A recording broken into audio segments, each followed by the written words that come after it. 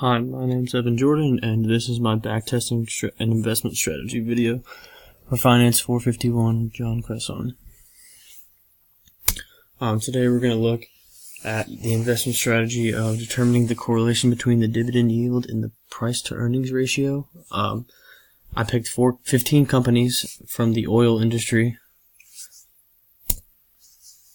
All of my numbers came from Yahoo Finance. There are 15 companies, all oil-based companies.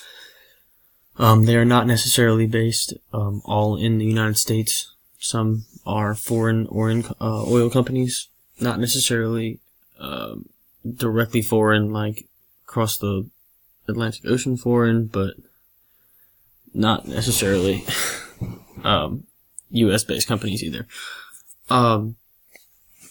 So these are all their price to earnings ratios. On the left, you can see the PE ratio, and on the right, you can see their dividend yield. This is for the last 15 days. So you're gonna run a regression with off of your dividend yield as your Y and your PE ratio as your X. You can see here the R squared is what we're gonna look at first. This is gonna be how close we are to the line that we should be on to be directly correlated. You can tell we're not very close because we're not really close to 1. We're at a 0.071, which isn't very good if you want to be correlated. Next, we can look at the coefficient or the slope of the line. It's going to be the coefficients of the PE ratio. It's going to be at the bottom of your screen. It's going to be very, very, very, very low. Positive number. So we are a positive slope. But it's essentially a flat line that just barely increases. Next we can look at your T-stat.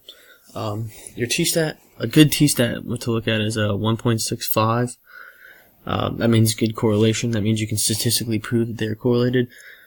So these are relatively close to that number, 1.65. These are 1.067 and well, really we're looking at the bottom when it's a 1.001. It's not too far away, so we can say that they're semi-correlated, but not necessarily directly correlated with each other. So they're pretty close to being correlated. I mean, essentially you're looking at your price to earnings, so you're looking at earnings and you're looking at your dividend yield, which is what you pay, your dividends are what you pay your shareholders of your company. So essentially you're looking at your earnings and your earnings again with your dividend.